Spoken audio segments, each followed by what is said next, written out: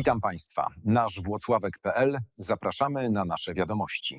Włocławek inwestuje ponad 100 milionów złotych w infrastrukturę w tym roku.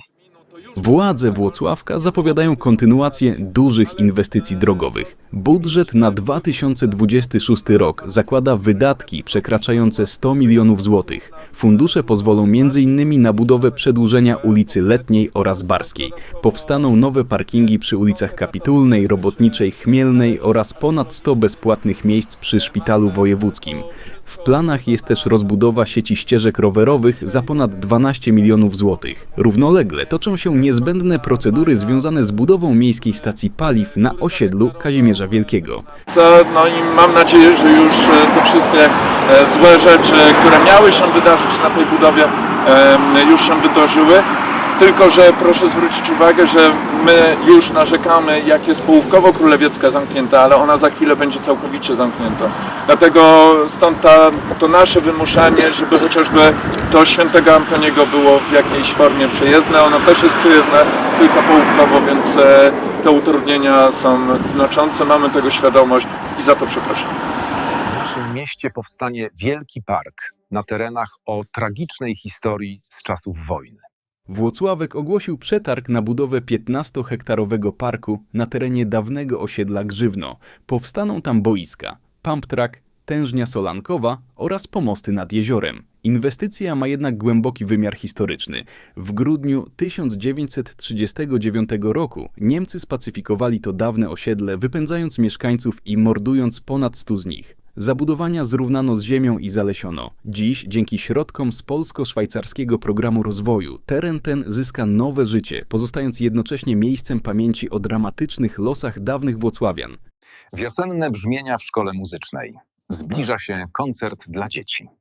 22 marca w sali koncertowej Zespołu Szkół Muzycznych we Włocławku przy ulicy Wiejskiej odbędzie się wydarzenie pod nazwą Muzyczna Podróż 3 – Wiosna na Kujawach. Jest to koncert dedykowany najmłodszym mieszkańcom miasta i okolic. Na scenie zaprezentują się uczniowie szkoły muzycznej, a także młodzi tancerze z zespołu pieśni i tańca Kujawy. Koncertowi towarzyszyć będzie wystawa prac plastycznych. Początek wydarzenia w samo południe. Wejściówki w cenie 8 zł są już dostępne w siedzibie placówki.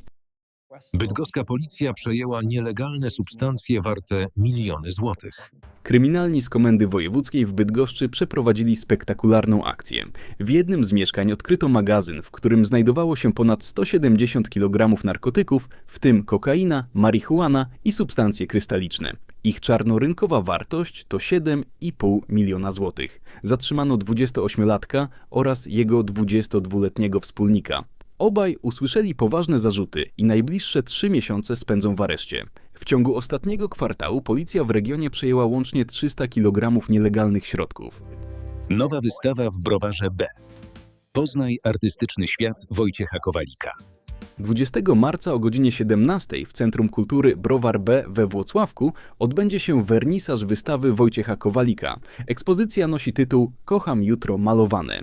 Odwiedzający będą mogli podziwiać niezwykłe obrazy, witraże i rzeźby z drewna. Prace artysty to powrót do świata baśni, legend i nieskrępowanej wyobraźni. Wystawa będzie czynna do 23 maja w galeriach Beczkownia i Fermentownia. Wstęp na zwiedzanie jest bezpłatny. Katalogi w cenie 8 zł można nabyć w kasie. Klasyczna baśń. Szewczyk-Dratewka na scenie Teatru Impresaryjnego. Z okazji Międzynarodowego Dnia Teatru Włocławski Teatr Impresaryjny zaplanował wyjątkowe przedstawienie. 28 i 29 marca na scenie kameralnej aktorzy Teatru Seniora Kuglarz zaprezentują lalkowy spektakl pod tytułem Szewczyk-Dratewka. To klasyczna baśń o ubogim rzemieślniku, który dzięki swojemu dobremu sercu i odwadze pokonuje smoka. Reżyserką tej muzycznej inscenizacji jest Katarzyna Misiak. Bilety są już dostępne w kasie teatru oraz na jego stronie internetowej. Brak pasów zdemaskował poszukiwanego. 41-latek z Włocławka prosto z ulicy trafił do celi.